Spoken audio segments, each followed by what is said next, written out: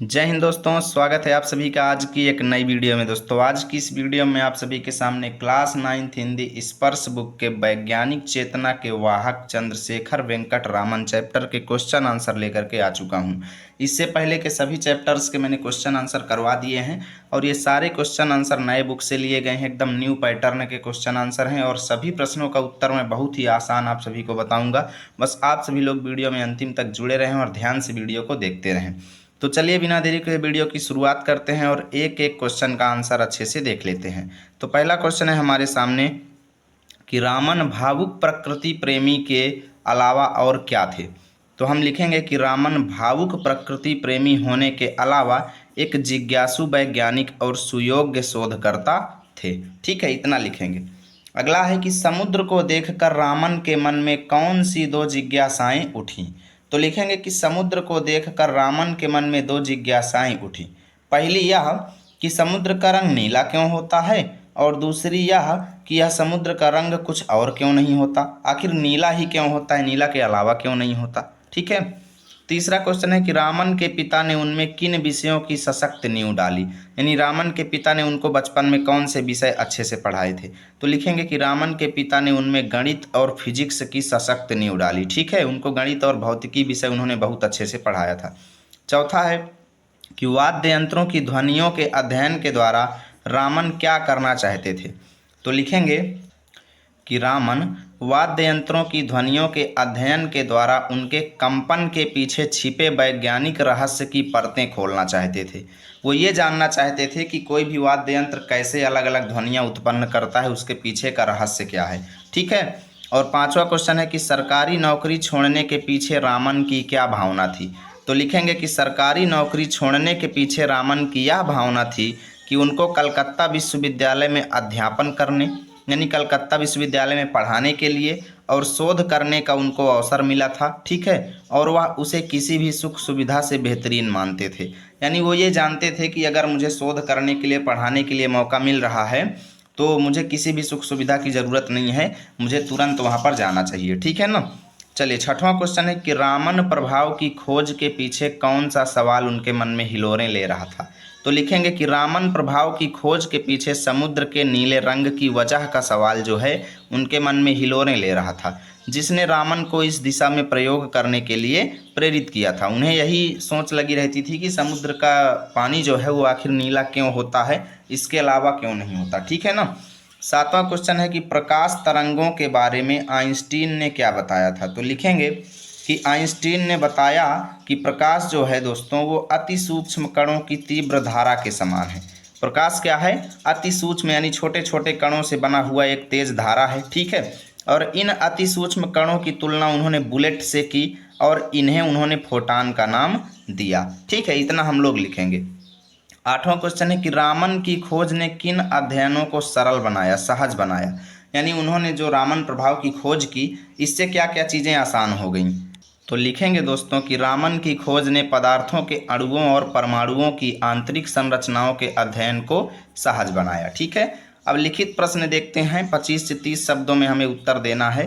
पहला क्वेश्चन है कि कॉलेज के दिनों में रामन की दिली इच्छा क्या थी। ठीक है, यानी उनका मेन जो है अट्रैक्शन किधर रहता था और वो क्या चाहते थे। ठीक है। तो हम लिखेंगे कि कॉलेज के दिनों में रामन की दिली इच्छा थी कि वे नए नए वैज्ञानिक प्रयोग करें और अपना पूरा जीवन शोध कार्यों में यानी रिसर्च में लगा दें। ठीक है।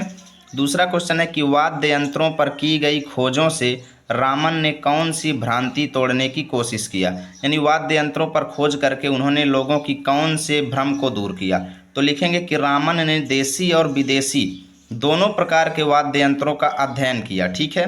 और इस अध्ययन के द्वारा वे पश्चिमी देशों की, यानी पश्चिम में जो भारत के देश हैं उन देशों की मुख्य भ्रम को ये तोड़ना चाहते थे कि भारतीय वाद्य यंत्र जो हैं वो विदेशी वाद्य यंत्रों की तुलना में घटिया हैं। क्योंकि वो लोग क्या सोचते थे कि भारत के वाद्य यंत्र जो हैं वो उनके वाद्य यंत्र से अच्छे नहीं हैं, जबकि रामन जी ने क्या किया, इसी भ्रम को तोड़ने का प्रयास किया। ठीक है, कि भारत के वाद्य यंत्र जो हैं बहुत अच्छे हैं। ठीक है। तीसरा है कि रामन के लिए नौकरी संबंधी कौन सा निर्णय कठिन था। तो लिखेंगे कि रामन के लिए सरकारी नौकरी छोड़ करके पूरी तरह से शोध कार्यों में समर्पित होने का निर्णय जो है वो कठिन था, क्योंकि वो सरकारी नौकरी कर रहे थे और वो सोचते थे कि अगर मैं नौकरी छोड़ करके शोध कार्यों में जुट जाऊंगा तो पता नहीं मेरा घर खर्चा वगैरह चल पाएगा कि नहीं चल पाएगा। और इसीलिए उनका मन जो है थोड़ा जो है इसमें वो निर्णय नहीं ले पा रहे थे कि उन्हें शोध कार्य करना चाहिए या फिर नौकरी करनी चाहिए। ठीक है ना।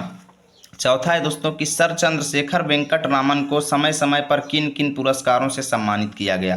तो हम लोग लिखेंगे कि सर चंद्रशेखर वेंकट रामन को नोबल पुरस्कार, रोम का मैत्सुकी पदक, रॉयल सोसाइटी का ह्यूज पदक, फिलाडेल्फिया इंस्टीट्यूट का फ्रैंकलिन पदक, रूस का लेनिन पदक एवं 1954 में भारत रत्न से सम्मानित किया गया। इतना हम लोग लिखेंगे। पांचवा है कि रामन को मिलने वाले पुरस्कारों ने भारतीय चेतना को जागृत किया। ऐसा क्यों कहा गया है।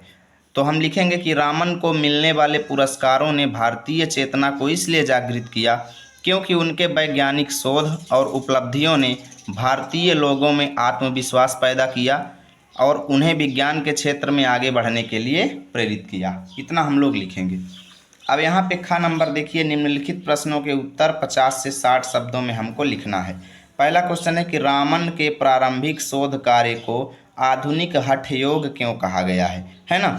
यानी रामन ने जो शुरुआत में रिसर्च किए उसको आज के लिए इतना कठोर परिश्रम क्यों कहा गया। इसलिए कहा गया है दोस्तों क्योंकि रामन जो थे जब वो रिसर्च कर रहे थे तो उनके सामने भी परिस्थितियां ठीक नहीं थी, सारी व्यवस्थाएं नहीं थी, लेकिन फिर भी वो शोध कार्य करते थे मेहनत करके। ठीक है ना। तो लिखेंगे कि रामन के प्रारंभिक शोध कार्य को आधुनिक हठ योग इसलिए कहा गया है क्योंकि वे सरकारी अधिकारी होने के बावजूद समय निकाल करके प्रयोगशाला में शोध करते थे। उपकरणों के अभाव में, अर्थात जो प्रयोगशाला थी उसमें ज़्यादा उपकरण भी नहीं थे, उपकरणों की कमी थी, उसके बावजूद भी दोस्तों उनकी वैज्ञानिक जिज्ञासा कम नहीं हुई, जो उनकी साधना और लगन को दर्शाता है और इसीलिए उनके इस कार्य को हठ योग के रूप में माना गया है। अब देखिए दूसरा क्वेश्चन आ चुका है कि रामन की खोज रामन प्रभाव क्या है, स्पष्ट कीजिए। तो लिखेंगे कि जब एक वर्णीय प्रकाश अर्थात एक रंग के प्रकाश की किरण जो है उसके फोटान जो हैं किसी तरल या ठोस रवेदार पदार्थ से टकराते हैं ना, तो वह अपनी ऊर्जा का कुछ अंश खो देते हैं या फिर पा लेते हैं। ठीक है। वो खो दें या पा लें, दोनों ही तरीके से उनके रंग में परिवर्तन आता है और इसी को रामन प्रभाव कहते हैं।